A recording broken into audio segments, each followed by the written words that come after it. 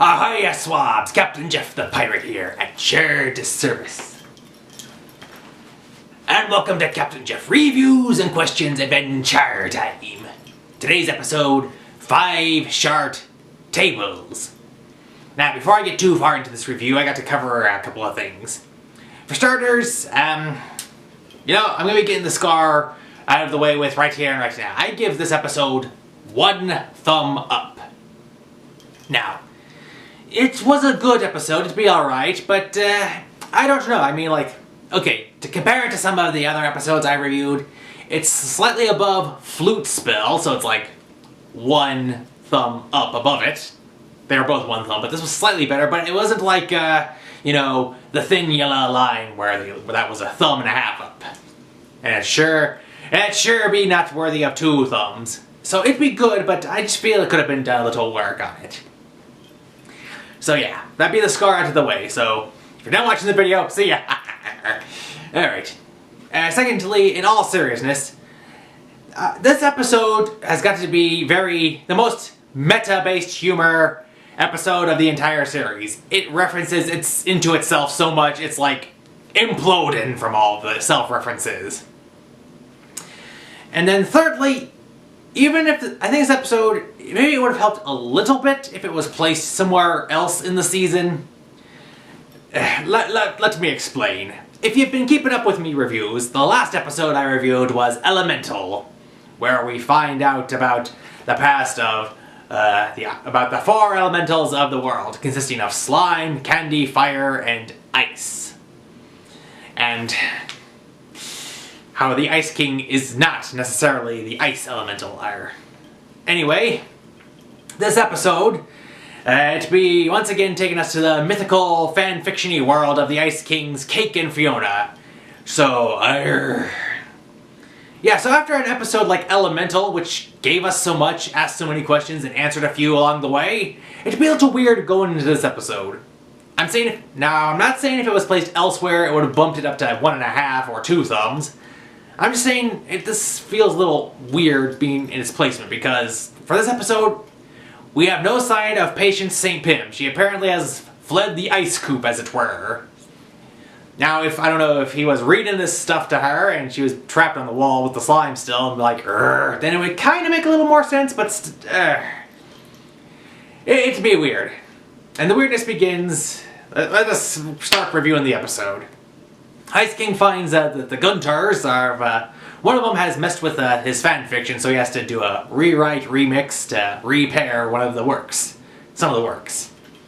So he'd be doing it, and it had 5 tie-in themes. The first of the 5 stories, Cake is trying to make flapjacks, and each one's supposed to be like a representative of a character or a narrative. Like it's supposed to look like something. Kind of like, how you see these other YouTube videos on trend where you have like a flapjacks or pancakes that look like a character. But saying is how they're just shapeless blobs, Fiona and Cake decide to go do some real life inspirational stuff. And here'd be one of the meta things right here. Cake the Cat is done by the same voice actress. Here's what. A while back there'll be a show on Cartoon Network called The Misadventures of Flapjack. And there'll be a character named Bubby the Whale. Same voice actress. And the irony is that she is making flapjacks. So there'll be the first meta. So first story, okay, just establishing what the other 4 tie-ins are going to be. The second story, they go to see Prince Gumball. And because they figure he doesn't move too much when he's doing research, so he's good for like a reference for art creation. He challenges a butterscotch butler to a board game and loses. And it'd be interesting, he's of course depressed by the loss because Butterscotch read his diary and figured out how to beat him. So I'm trying to figure out, is this an accurate representation of what Princess Bubblegum feels? You see her hopes, her desires, her dreams, her ambitions, her regrets, blah blah blah. Well, you see them from the Prince view, so you wonder how much is the tie-in with that. It'd be alright. So then we get like the second element of the, right there for the 5 tie-in themes. So like, maybe we need to try to find someone else better idea. So for the third reference, they go to the library. There they see Flame Prince trying to check out a book, but Flame Prince is kind of a klutz and setting stuff on fire. So, yeah. That was alright, I guess, for a story. Another tie-in. Then we get to the fourth tie-in. So, here we see Marshall Lee trying to help Lumpy Space Prince. Now, this be interesting because there was an episode titled The Prince Who Wanted Everything. And this be that Lumpy Space Princess's fan fiction of the universe where Lumpy Space Prince is of high-standing society and fancy talk and suave. This one, we see this Lumpy Space Prince is actually more of an accurate representation of the King's work of how LSP is as a prince, but same attitude, same voice, pretty much. Another tie-in, and then finally we get to the fifth of the short stories, and this be where all the meta it be come crashing in on itself like crazy.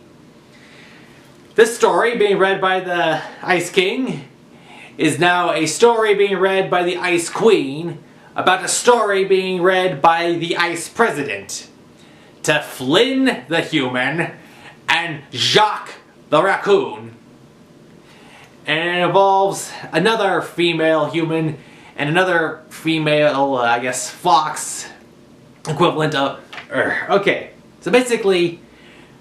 Alright, so it's a female fox and female human story be read to a male human and male raccoon in a story about a female cat and female human read by the king who exists with the male human and male dog. I was like, okay, this is getting way too crazy here. It was funny, and we had the last tie-in element.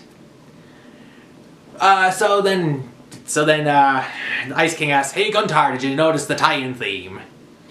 And of course we get the classic wank. But no, the theme, it involved 5 tables. Fiona was sitting at the breakfast table. Gumball Prince was consulting the periodic table of elements. Flame Prince set the table of contents on fire. The purple thing, which he calls it, LSP, had to take a tablespoon of medicine. And he doesn't quite understand the 5th table thing he referenced, but Ice Queen says, "We'll have to table this for now." But according to the official Adventure Time Wiki, there was another tie-in. It basically involved a royal flush. Fiona said that cake was an ace in the kitchen. Let's see, then,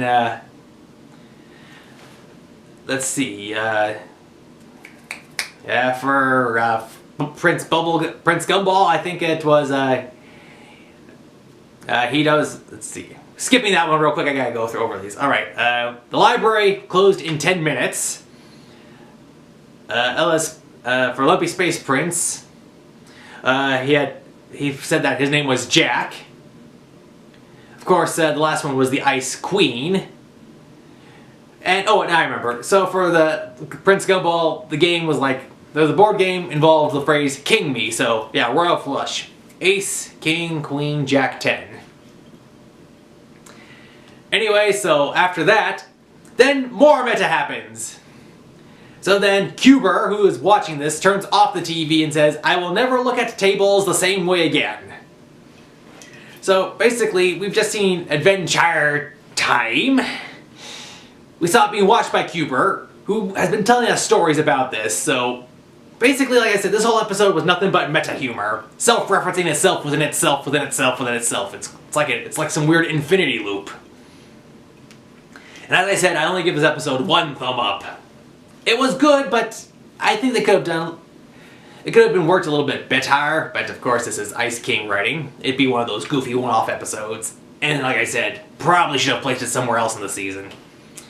So yeah, that's it. Sorry for the long rant on this episode, and sorry that it took a couple of days to get up. But, you know, things have been happening. And besides, I just got off my bender from, like, doing 6 or 8 episodes of Adventure Time in a row for you.